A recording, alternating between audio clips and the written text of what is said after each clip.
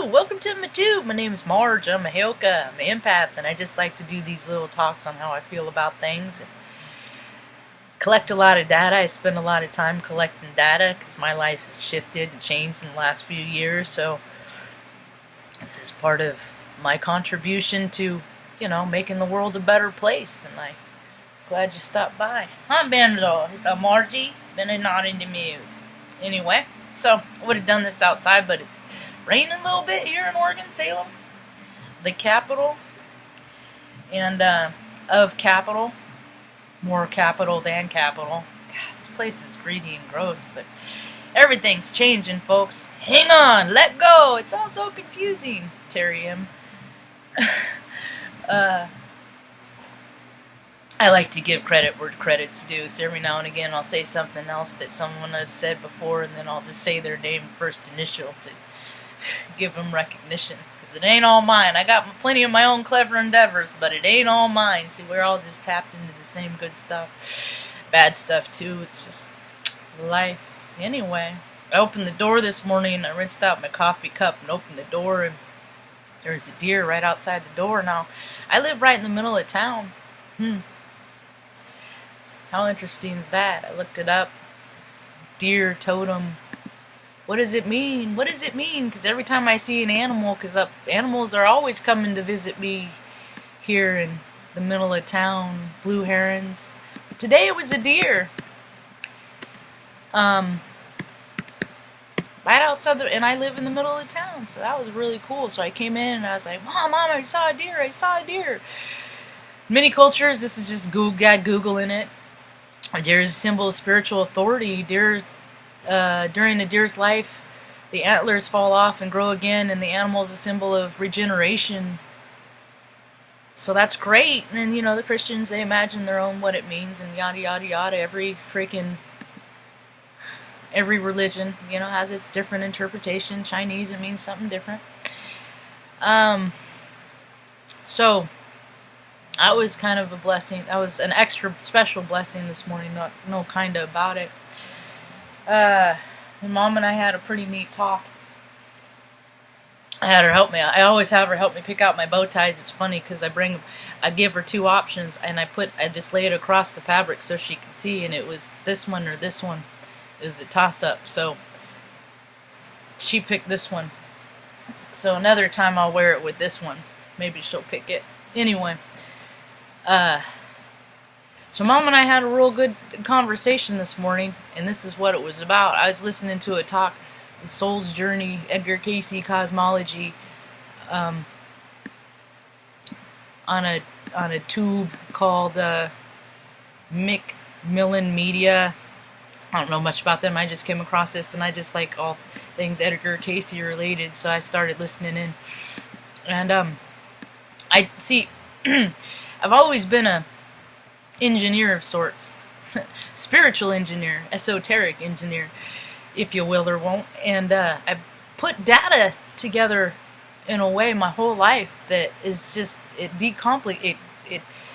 makes things less complicated, and so in such a complicated world, I'm just like, what the fuck, constantly just, so many other people, just, what the fuck, what, so as I got older, I became more educated and interested in started comprehending things in a different manner, and started learning in a different way and processing, and more as I got older. And what I come to find out, and I went to college and I was in the Air Force, so I know about a lot of stuff. I ain't no master of nothing. Ain't nobody is, so I always get weary with those master class stuff.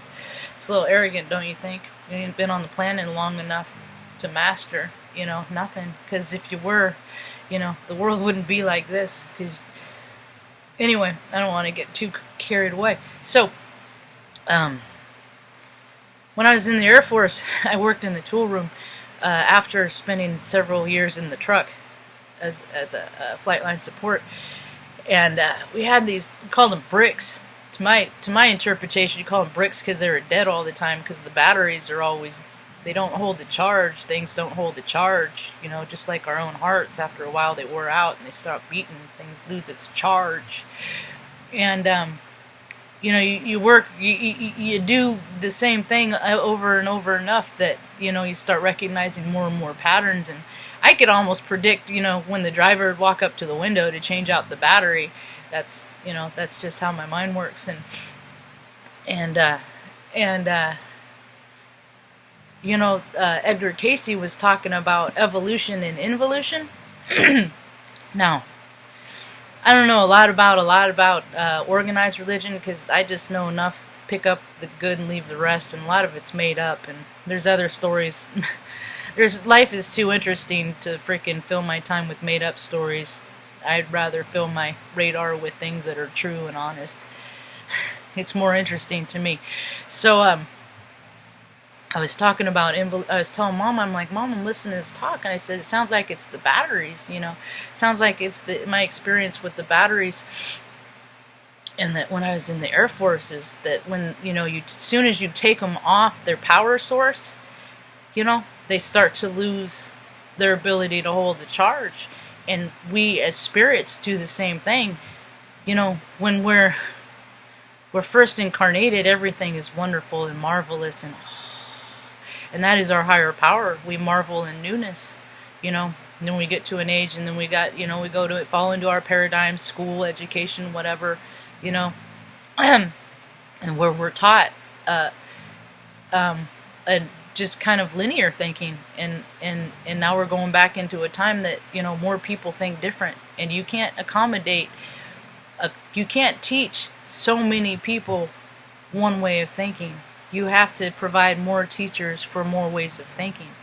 So, because it causes, because there's people like me that there is no one solution, there is no one right answer, So I can talk myself into wrong answers being right because of experiences I had, but, when am I going to have the opportunity to explain that to the teacher, and I get marked wrong anyway. So I marveled in nature. I spent so much time in nature. I was always outside. They have to call me in to eat, and things at dark, because I was just always outside looking at stuff and playing and look at animals and just the wonderment of all. And then and then people said pray, and I'm like, what am I praying to? And then people get their idea of their higher power there, right? Well, a lot of times, one man's junk is another man's treasure, so you tell one person to do one thing, and another person, it's nonsense to it, just doesn't fit right, it's not in alignment with who they are, right? But everybody needs to believe in something bigger than them, When you're little, it's your family, it's your parents, not for me. When you're little, it's, holidays and vacations with grandparents, not for me. So it's like trying to relate. But I can imagine, so it is kind of for me, because happiness is happiness, because I can take times where I've been happy and then put it in place in circumstances where people are happy, and I'm, oh, okay, I can relate to that, even though the circumstances are different. See, so as soon as you take what's happening to our world is, as a society, as a world, people have drawn away from the idea that there is something bigger than themselves. They've drawn inside for their own, that they are the makers of their own world, like they're solely responsible. And the reality of it is there's a lot of things that we don't have control over. Yeah, and it's the people that don't have control over stuff that feel the most fearful, that do act out in the grandest ways. And they're cunning, and they put themselves in high standings and make things very difficult for other people. But the thing of it is it's changing, because people are seeing direct evidence that, man, that is bigger than me, because more people are seeing sky anomalies, more people are believing in angels and UFOs. And thing of it is I'm like, what took you so long? All these people are being fought out for what they are. It's like, somebody has a good product, you can't just keep the good product good and maintain it as a, no, you got to keep, projecting and making up numbers, and and then it loses its organicness because you're transitioning from something that's a good product that people want and like to transitioning to an ideology of economics, profits, and it changes the heart space of it. And then that's why more and more of these huge companies are failing, because they're not for people, they're for profits. And there is no space in this world for greed anymore. It vibes too low and people are vibing too high, and it's just too obvious that there's enough for everyone to go around. So the lack is because of the people on top that are being selfish. Not because the people that need help, they don't want to need help, rest assured. Yeah, and the rules have been so convoluted because people are driven on their egos and drawing from inside their own power and disconnecting from the power greater than themselves. Love, community, family, something bigger and better than you, anything bigger and better than you. Ain't no one person the biggest and best in the whole world. We're all light, we're all dark. And the more people come into balance, the better the world will change.